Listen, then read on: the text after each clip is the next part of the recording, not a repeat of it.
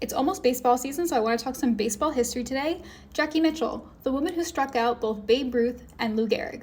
Jackie Mitchell was born August 29th, 1913. Mitchell's father encouraged her to play sports growing up, so she played basketball, tennis, baseball, and she swam. She was even tutored by a minor league pitcher named Charles Arthur Dazzy Vance, who taught her the drop ball or the sinker. When she was a teenager, Mitchell's family moved to Chattanooga, Tennessee. There, she joined a local baseball team and caught the eye of Joe Engel, who saw her strike out 9 men at age 16. Joe Engel was the new president of the Lookouts, a AA minor league team. Now, during this time, it was common for minor league teams to arrange exhibition games with major league teams when they were coming back up from spring training. So Engel signed 2 exhibition games against the New York Yankees. And a week before their game, Engel announced that he was signing Jackie Mitchell. This was only the second professional contract given to a woman at this time. The first was Liz Arlington. She played for the Reading Coal Heavers, a minor league team, and she pitched in Bloomers in 1898. Now, the news of this exhibition game generated a lot of buzz. A 17-year-old girl was going to be pitching against the Yankees. But most of the buzz, as you can guess from this time period, was very condescending. One paper wrote, quote, "The curves won't be all on the ball when pretty Jackie Mitchell takes the mound. But she was a really good pitcher." Quote, "What a lot of people said about her was that she had an uncanny knack to outguess the batters. She had phenomenal control and she could make the ball drop, whether it was a sinker or a form of a curve that dropped. I mean, who knows exactly what it was." The first game on April 2nd, 1931 drew a crowd of 4,000 people and journalists. Before the game began, Mitchell took publicity shots with both Lou Gehrig and Babe Ruth, as seen above here. They even had her take out a mirror and powder her nose and took this photo. And the game begins. The starting pitcher, Clyde Barfoot, gave up 2 hits, a leadoff double and a single to the first 2 batters. So Engel put Mitchell into the game. To face the part of the Yankee lineup that was known as, quote, "Murderer's Row," Babe Ruth was first up. He, quote, "assumed an easy batting stance," unquote, and tipped his hat to her.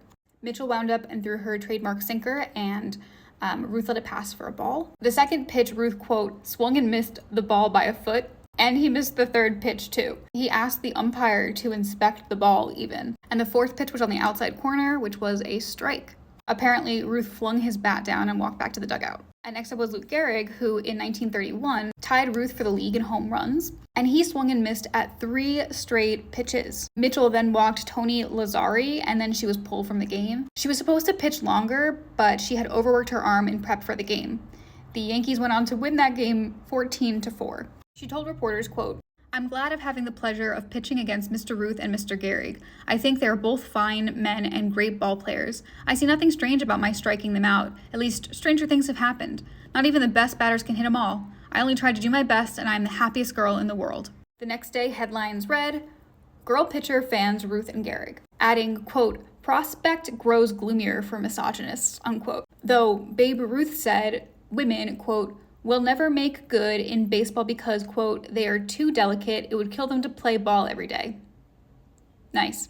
Now, it was widely reported that the commissioner at the time, Landis, voided Mitchell's contract on the grounds that, quote, baseball was too strenuous for women. Though John Thorne, the Major League Baseball official historian, said that that's unlikely that the commissioner would get involved in a minor league contract. There is a theory that she wanted out of the contract herself, but her father said in an interview in 1933 that she was just loaned out to the next team, and she always belonged to Chattanooga, to the Lookouts. And that's true, she never lost her contract, as it may have been reported. She continued to pitch for another team that Engel owned called the Junior Lookouts. In 1932, Mitchell signed with the well-known House of David Nine. She traveled with them and in one game pitched against the major league team, the St. Louis Cardinals, and they won that game, 8-6. She retired from baseball in 1937 and went to work with her father. Not mentioned here, but I don't think it has any validity. Some people think that this was a stunt. Now, the game was originally supposed to take place on April 1st, but due to bad weather, they had to push it to the 2nd, and people are saying because it was going to happen on April 1st, it was a joke for April Fool's Day.